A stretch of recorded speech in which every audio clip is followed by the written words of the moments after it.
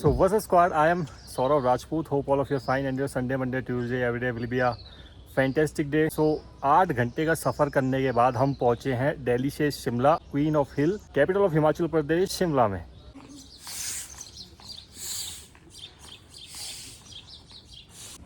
हमें बस ने उतारा था शिमला बाईपास क्रॉसिंग। तो टैक्सी ड्राइवर को मैंने फ़ोन करा और पूछा कि भाई साहब आप कहाँ पे हो। तो टैक्सी ड्राइवर ने बताया कि वो 8:30 बजे आएंगे।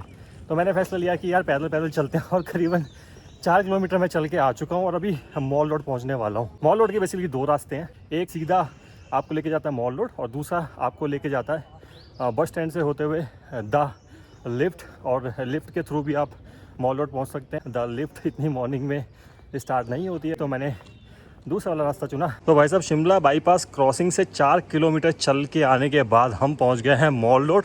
और मॉल रोड पहुंचने के बाद जो खूबसूरती है ना भाई, अल्टीमेट। देख रहे हो ये ओल्ड विंटेज बिल्डिंग्स कितनी खूबसूरत है और पूरा शिमला शहर कितना ज़्यादा खूबसूरत है, ये आपको देख के अंदाज़ा लग रहा होगा। तो अभी जस्ट मॉल रोड पे आ गए और मॉल रोड का सफ़र स्टार्ट कर रहे हैं। तो फाइनली अभी हम पहुंच गए हैं स्कैंडल पॉइंट। मॉल रोड से जैसे आप इधर आओगे तो ये बीच में स्कैंडल पॉइंट पड़ता है। इधर लाला लाजपत राय जी की मूर्ति स्थापित है। ये रोड ऊपर जा रहा है द रिच की तरफ और ये जा रहा है फर्दर मॉल रोड की तरफ। स्कैंडल पॉइंट की ना कहानी है जिस वजह से इसका नाम स्कैंडल पॉइंट पड़ा। अंग्रेजों के शासनकाल के दौरान पटियाला के महाराज भूपिंदर सिंह ने लॉर्ड कर्जन की डॉटर को यहाँ से लव स्कैंडल करके उड़ा लिया था, तो तभी से इस पॉइंट का नाम पड़ गया स्कैंडल पॉइंट। तो मॉल रोड से ही ना आपको जाकू टेम्पल में लगे हनुमान जी के स्टैचू के दर्शन भी हो जाते हैं। देखो वो दिखाई दे रहा है आपको, ऐसे दिखाई नहीं देगा, मैं आपको अच्छे से जूम करके दिखाता हूँ। 1 मिनट रुको, ये देखो भाई साहब, ये दिखाई। कैमरा जस्टिफाई कर पा रहा नहीं कर पा रहा, बट यार रियल में देखने में जो जाकू टेम्पल में लगे हनुमान जी का स्टैचू यहाँ से दिखाई दे रहा है ना, बहुत शानदार दिखाई दे रहा है।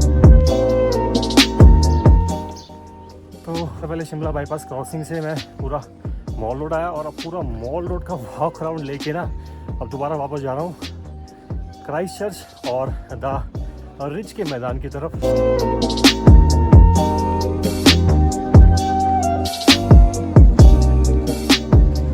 तो अभी मैं हूँ द रिच ग्राउंड में और द रिच ग्राउंड की जो खासियत है, जो यहाँ की शान को बढ़ाता है ना, वो है इंडियन फ्लैग। और वही इंडियन फ्लैग आज देखने को मिला। द रिच से ना पूरे शिमला की खूबसूरती देखो भाई साहब, अल्टीमेट। शिमला की खूबसूरती कितनी शानदार दिखाई दे रही है रिच से, उसको शब्दों में बयान करना ना नामुमकिन है। द रिच पे मौजूद है क्राइस्ट चर्च और द व्यू पॉइंट शिमला। ये है मेरे पीछे फेमस शिमला का द क्राइस्ट चर्च, 1857 में बना था। बता दूं नॉर्दर्न इंडिया का ना ये 2nd ओल्डेस्ट चर्च है। तो भाई इसकी खूबसूरती के क्या ही कहने। शिमला आए हैं और अगर क्राइस्ट चर्च नहीं घूमा तो आपने कुछ भी नहीं घूमा। हमने तो घूम लिया, आप शिमला में आए तो आपने क्राइस्ट चर्च घूमा था? कमेंट करके बताओ नीचे।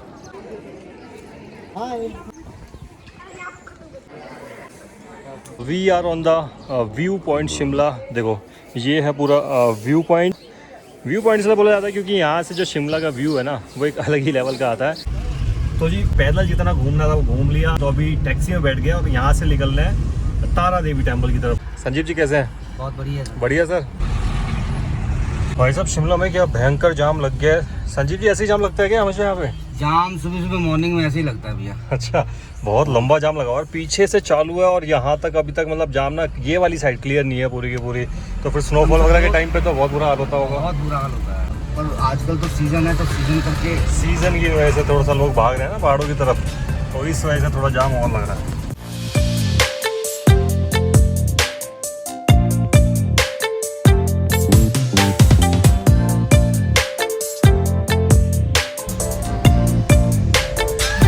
Right now we are in Shoghi. Actually जो रास्ता था ना तारा देवी टेम्पल का वो पीछे निकल गया, बट हम थोड़ा सा आगे आए हैं ब्रेकफास्ट करने के लिए। तो भाई साहब सुबह से खाली पेट थे तो संजीव जी ने बोला चलो आप रोज अच्छा खिलाते हैं। तो अभी तारा देवी टेम्पल वाले पाथ को छोड़ के थोड़ा सा आगे आ गए। पहले पेट का काम 25 करते हैं और फिर निकलते हैं तारा देवी टेम्पल। और जी ब्रेकफास्ट करने के बाद जो नज़ारे देखने को मिल रहे हैं आप वो देख ही रहे, कितने शानदार नज़ारे हैं। तारा देवी अभी पहुँचे भी नहीं है, अभी मेरे ख्याल से 6 किलोमीटर दूर है और नज़ारे अभी से इतने शानदार शुरू हो चुके हैं।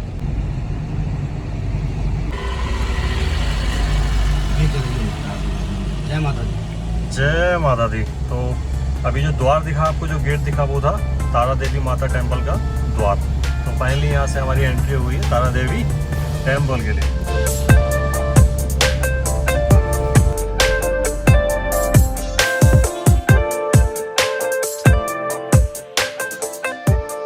मतलब लोग ऐसी जगह आना अवॉइड करते हैं, लोग यूजुअली उन जगह पे जाना पसंद करते हैं जहाँ बहुत ज़्यादा रश है। मैं ज़्यादा इन चीज़ों पे, मतलब ये जो चीज़ है यहाँ पे जो जगह है, प्योर नेचर, प्योर व्यू, ऊपर से माता का दरबार, तो फिर क्या ही कहना।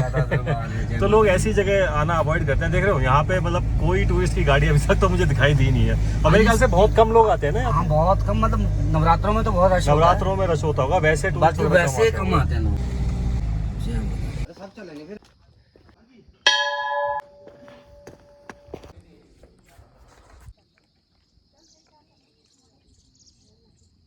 सो जी फाइनली हम पहुंच गए तारा देवी टेम्पल, और पहुंचने के बाद दर्शन भी कर लिए। एक्चुअली अंदर की वीडियो वगैरह नहीं बनाई क्योंकि टेम्पल में अंदर वीडियो शूट वगैरह करना अलाउ नहीं होती है, और मेरे हिसाब से करनी भी नहीं चाहिए। 1766 में बनवाया गया था, और सेन डायनेस्टी के कोई किंग होते थे, मुझे उनका नाम याद नहीं आ रहा, उन्होंने बनवाया था। मतलब मेन बात यह है कि काफ़ी पुराना ये मंदिर, और जितना पुराना उतना ही शानदार। और क्या ही कहूँ इस टेम्पल की खूबसूरती के बारे में, अल्टीमेट बॉस, और अल्टीमेट यहाँ से नज़ारे भी हैं। What a view man, what a view. यहाँ खड़े हो गए ना, मैं इन नज़ारों को घंटों देख सकता हूँ। यहाँ से जाने का मन बिल्कुल भी नहीं कर रहा है। ठीक है, व्यू तो बहुत ज़बरदस्त है यहाँ से, बहुत बढ़िया व्यू है, बहुत ज़बरदस्त। जितने ऊपर टेम्पल से आते हैं ना, नीचे उतर के भी उतने ज़बरदस्त व्यू आ रहे हैं। और ये देखो कौन बैठे हैं, हमारे वालू भाई साहब। Hello hello.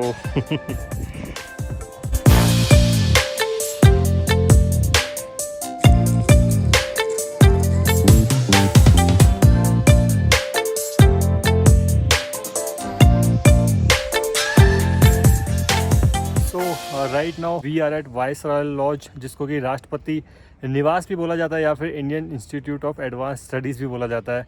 एक्चुअली क्या है कि जो ब्रिटिश टाइम के वाइसरॉय होते थे वो यहाँ आके रहते थे, इसीलिए इसका नाम पड़ा वाइसरॉयल laws.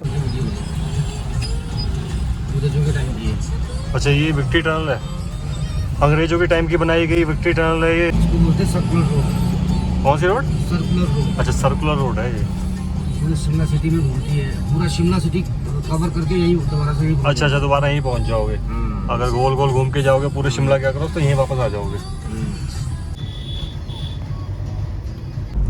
So right now we are going toward Naldehra golf course. तो हमने कुफरी की जगह नालदेहरा को चूज़ करा। कुफरी यूजुअली लोग जाते रहते हैं, बहुत रश रहता है वहाँ पे। शिमला से नालदेहरा करीबन 25 से 30 किलोमीटर है, जिसको ट्रैवल करने में हमें करीबन 1 से 1.5 घंटा। अच्छा, एक चीज़ तो है, पहाड़ों में एसी चलाने की जरूरत नहीं है गाड़ी में। एसी यहाँ नेचुरल एसी है, शीशे नेचुरल एसी है, मतलब शीशा खोला हुआ है, इतनी ठंडी हवा आ रही है, मतलब एसी फेल है। एसी फेल है। सही में मैंने सुना था हमेशा कि ड्राइवर ऐसा बोलते थे कि पहाड़ों में एसी नहीं चलाते हम लोग। तो मैं कहता था यार धूप होती है पहाड़ों में, तो गर्मी तो ऑब्वियसली बात है लगेगी, लेकिन आज भी धूप है, लेकिन जो ठंडी हवा चल रही है ना पहाड़ों में, शानदार चल रही है। तो बिल्कुल सही कहते हैं कि पहाड़ों में एसी चलाने की जरूरत ही नहीं पड़ती है, क्योंकि नेचर की हवा इतनी ठंडी है ना इन पेड़ों में से आती हुई कि उसके सामने एसी भी फेल है भाई साहब।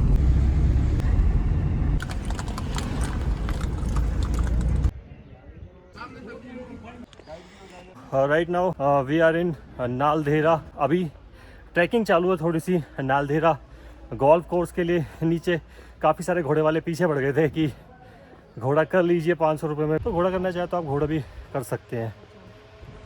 ये देखिए काफ़ी सारे घोड़े वगैरह यहाँ पे ऑलरेडी ना खड़े हुए हैं। तो थोड़ी सी खड़ी ट्रैकिंग है, but we will manage it, क्योंकि अच्छे व्यू के लिए और नज़ारों के लिए थोड़ी बहुत मशक्क़त तो करनी पड़ती है। इतने सुंदर फूल है ना कलरफुल। और वो देखो डिफरेंट कलर के ना फूल लगे हुए हैं, ये देखो बड़े सुंदर फूल हैं यार। तो जी चलते चलते थोड़ी सी प्यास लग गई और अपना पानी ख़त्म हो चुका है, तो माउंटेन ड्यू ले ली। डर के आगे जीत है। ये अंकल की दुकान है। नमस्कार अंकल जी, क्या नाम है अंकल आपका? तेजलाल। तो ये अंकल की दुकान है। कभी नालदेहरा आओगे ना तो ये देखो, ये रास्ता जैसे सीधा ऊपर आता है ना, तो ये अंकल की तरफ दुकान है। तो आइए इनके पास, चाय पीजिए, कोल्ड ड्रिंक लीजिए। और क्या क्या रखते हो आप? ओहो, मैगी वगैरह सब चीज़ रखते हैं अंकल ने। सारी चीज़ों को जुगाड़ यहाँ पे करके रखा हुआ है। ऐसे घने जंगल में भी ऐसी सर्विस अंकल दे रहे हैं सैल्यूट अंकल को। और वो देखो उधर दिखाई दे रहा है नालदेहरा का गोल्फ कोर्स। तो कोशिश करेंगे वहाँ जाने की, देखते हैं, क्योंकि बता रहे हैं कि गोल्फ कोर्स के बीच में जाना अलाउ नहीं है, बट देखते हैं कि कहाँ तक जा पाता है, क्योंकि यार उसी के लिए तो स्पेशल हम आए हैं यहाँ पे।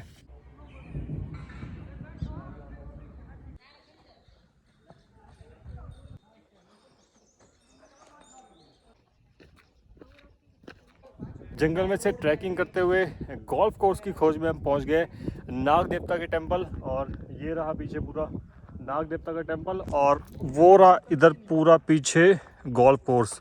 क्योंकि इसके अंदर जाना अलाउ नहीं है, तो यहाँ हम नहीं जा सकते। पहले बता रहे थे कि उसके साथ में रोड आती थी और वहाँ रोड तक गाड़ियाँ जाती थी, बट अब वो रिस्ट्रिक्टेड कर दिया, तो वहाँ बिल्कुल बीचों बीच तो हम नहीं जा सकते, बट दूर से ही गोल्फ कोर्स को देख सकते हैं, जो कि बहुत ही ज़्यादा शानदार है।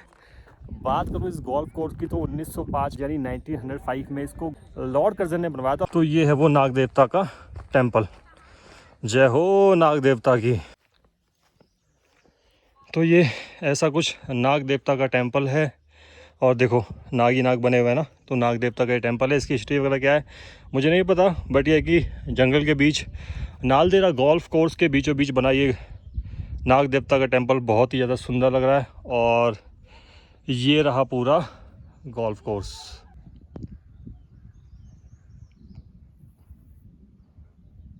तो नालदेहरा के नज़ारों का क्या ही कहना, बहुत शानदार, बहुत अल्टीमेट, बहुत नेचर को करीब से जानना है और थोड़ा शांति में सुकून में थोड़ा सा टाइम बिताना है तो नालदेहरा में आ सकते हैं। मैं काफ़ी देर यहाँ पे बैठा हूँ सुकून में, पीस में ना, आराम से। बहुत अच्छा लगा यहाँ पे टाइम स्पेंड करके ना।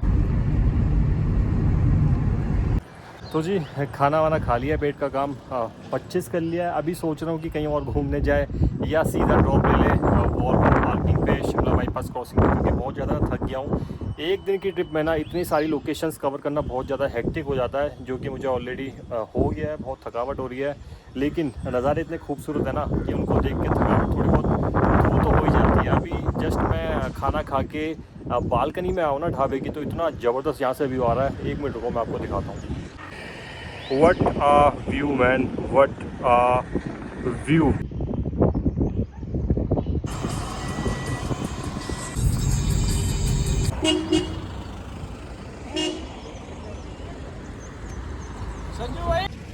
तो जी ग्रीन वैली देखने का कोई प्लान नहीं था, बट संजीव जी ने बोला चलो ग्रीन वैली भी देख लो लग गया। तो ये कुफरी वाला रास्ता है, हाँ ये आगे रास्ता कुफरी निकल जाता है और बीच में ग्रीन वैली पड़ती है।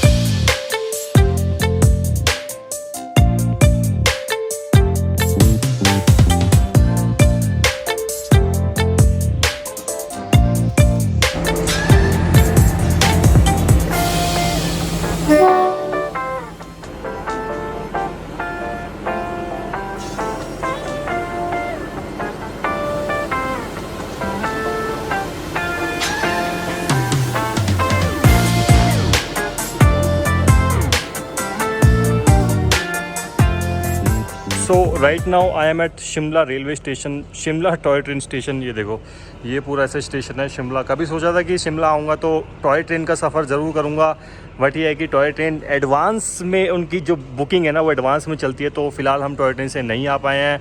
तो अभी मैं खड़ा हूँ शिमला के रेलवे स्टेशन पे। सोचा कि जब यहाँ से निकल रहा हूँ तो शिमला का रेलवे स्टेशन भी देख लिया जाए। कितना खूबसूरत रेलवे स्टेशन है, और वो देखो पहाड़ देखो, कितना खूबसूरत रेलवे स्टेशन है, पहाड़ों के बीच में बसा हुआ रेलवे स्टेशन। अब मैं ये सोच रहा हूँ कि टॉय ट्रेन से जब सफ़र करते होंगे तब वो सफ़र कितना सुहावना लगता होगा। स्टेशन इतना प्यारा लग रहा है तो सफ़र कितना सुहावना होगा, आप सोच सकते हैं।